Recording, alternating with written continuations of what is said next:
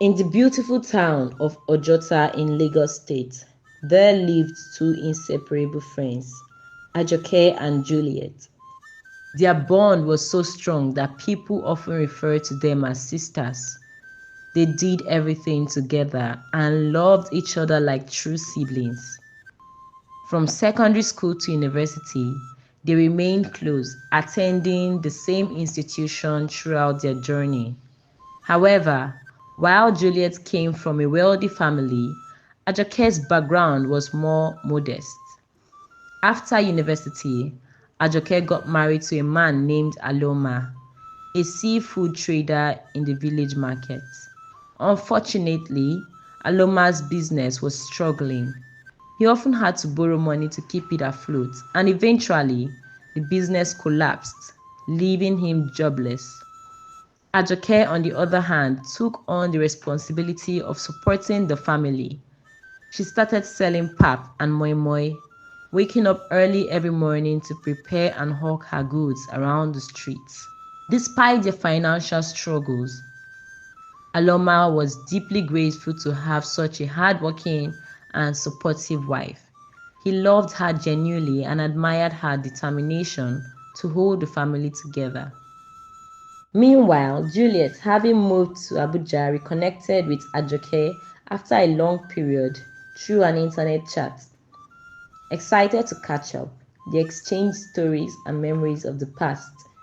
During their conversation, Ajoke opened up about her family's struggles, sharing how Aloma had lost his seafood business and how she was working tirelessly to make ends meet by selling food on the streets. Moved by her friend's plight, Juliet offered to help. She suggested that Ajoke should come to Abuja where she could stay with her and potentially find a better job. However, Ajoke declined, insisting that it was better for her husband Aloma to come to Abuja first, find work, and then relocate the family once he was more established. Juliet understood and respected her friend's decision. During one of her work breaks, Juliet traveled to Ojota to visit Ajoke. She came bearing gifts, provisions, and food items, and also took Aloma with her to Abuja to help him find opportunities. Aloma stayed with Juliet in their three-bedroom apartment, occupying one of the spare rooms. Over time, Aloma and Juliet grew closer, spending time together, watching movies, and discussing various aspects of their lives, including their love lives. Despite the growing bond between them, they continued to send money back to Ajoke, urging her to use it to improve her children's education, buy new clothes, and possibly open a bigger shop for herself. Ajoke was growing increasingly uncomfortable with the situation. This wasn't the plan.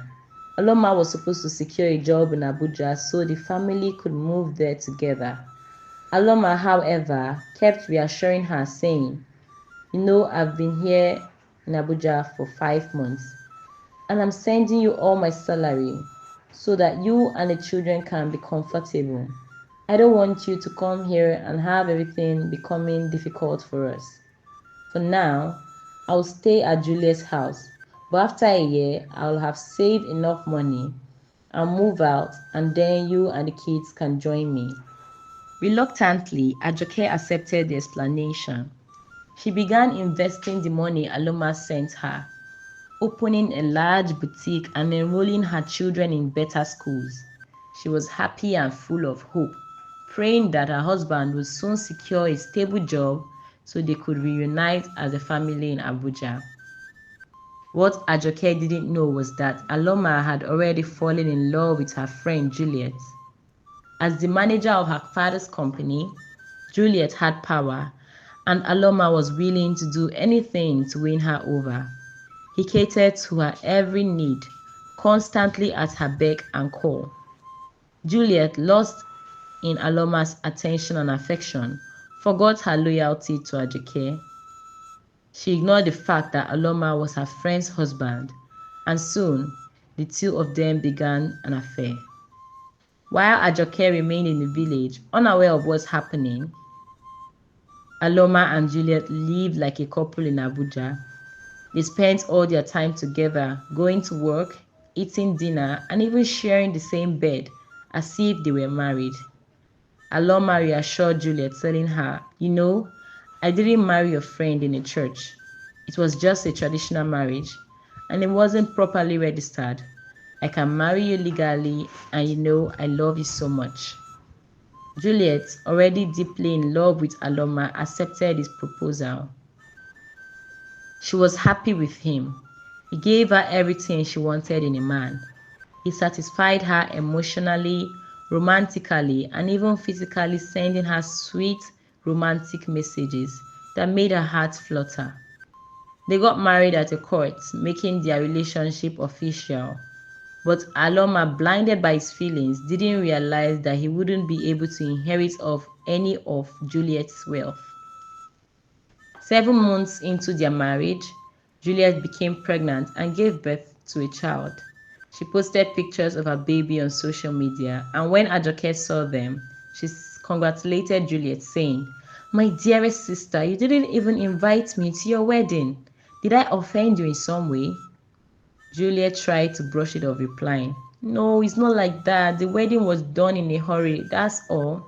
But don't worry, when you visit Abuja, we'll catch up and you'll meet my child."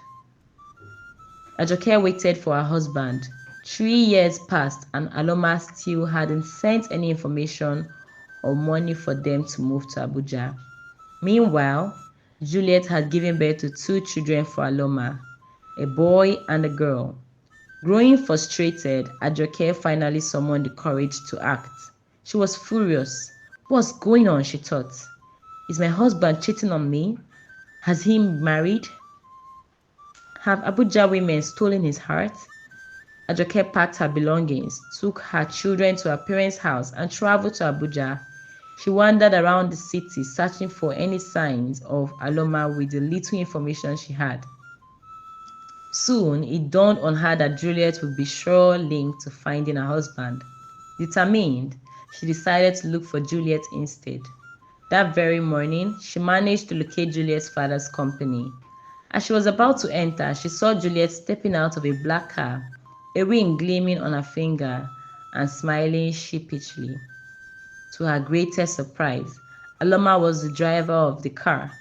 Ajoke stood frozen as Aloma stepped out, hugged Juliet, and gave her a quick peck and said, "Bye, love." Ajoke couldn't believe her eyes. She stood there, tears streaming down her face.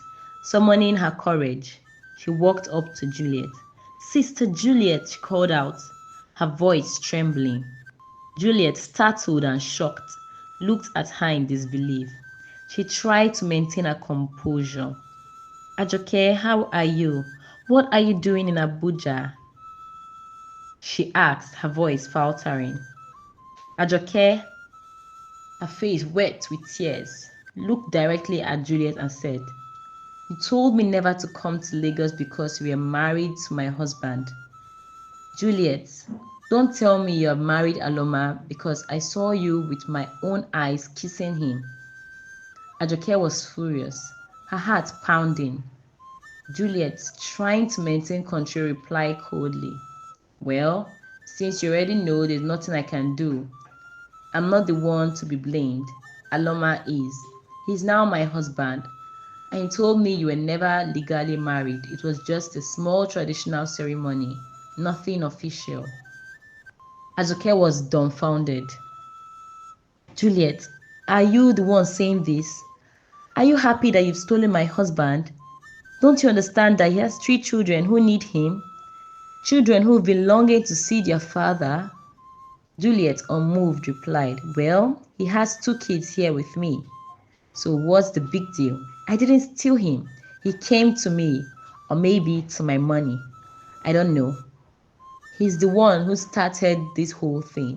He told me he has never liked you, that he only married you out of pity. So don't blame me. If you have questions, take them up with him."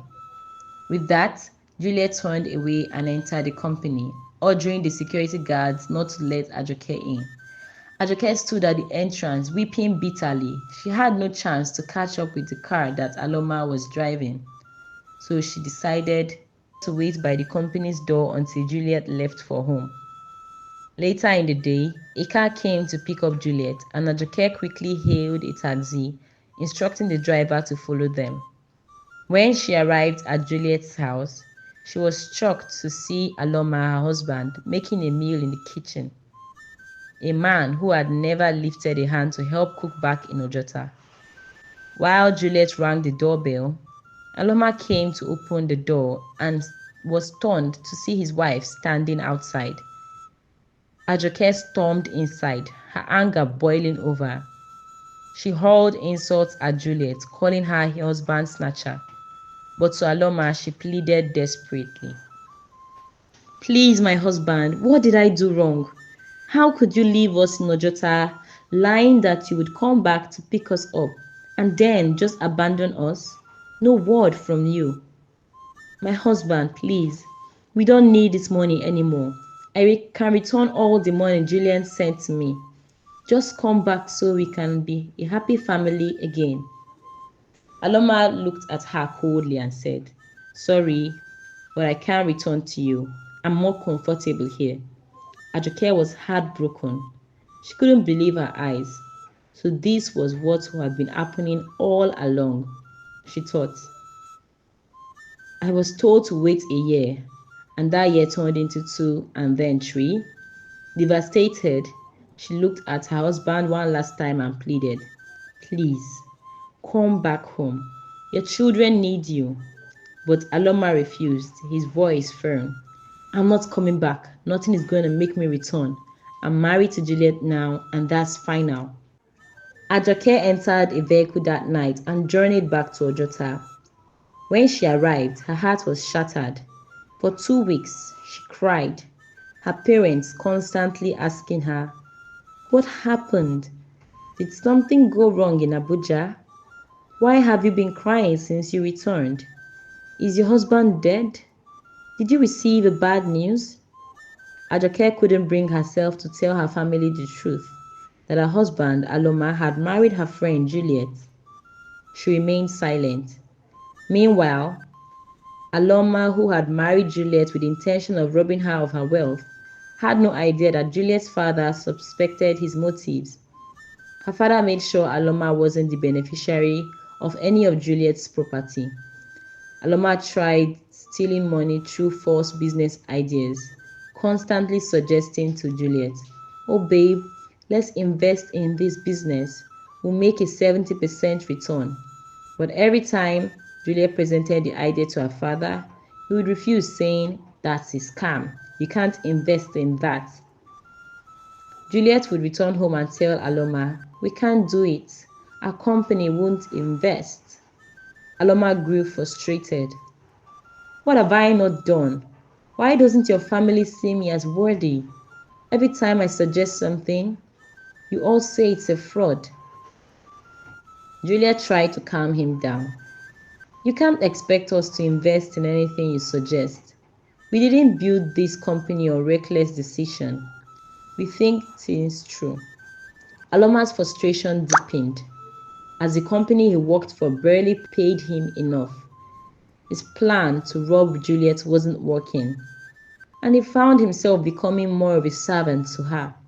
Soon he grew tired of the relationship and began misbehaving, sleeping with different women from Abuja. Juliet's friends constantly told her, I saw your husband at Jimmy's hotel, or I saw him at Emerald Hotel. Juliet became angry and disgusted whenever she saw him. Her father also advised her to divorce him, saying, He only came for your wealth. Now that you've refused to sign off on his proposals, he's showing his true colors. Although Juliet loved Aloma and wanted to give him a second chance, it didn't change his intentions. Aloma still craved her money.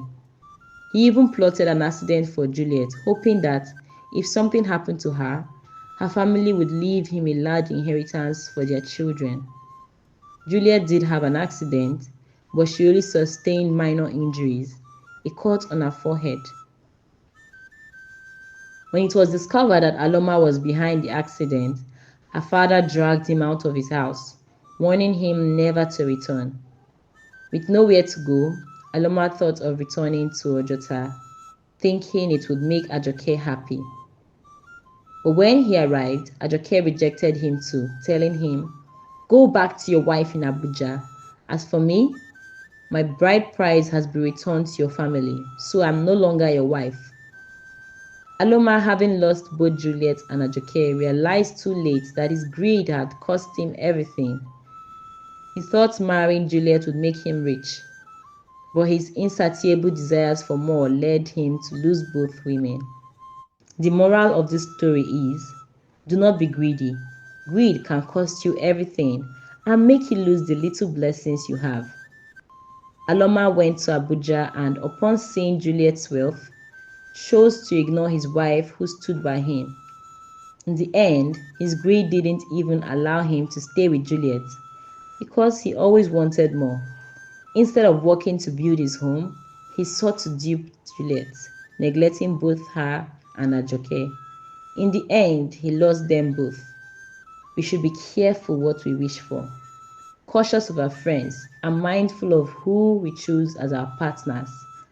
Always keep your family in prayer so you don't fall into the wrong hands.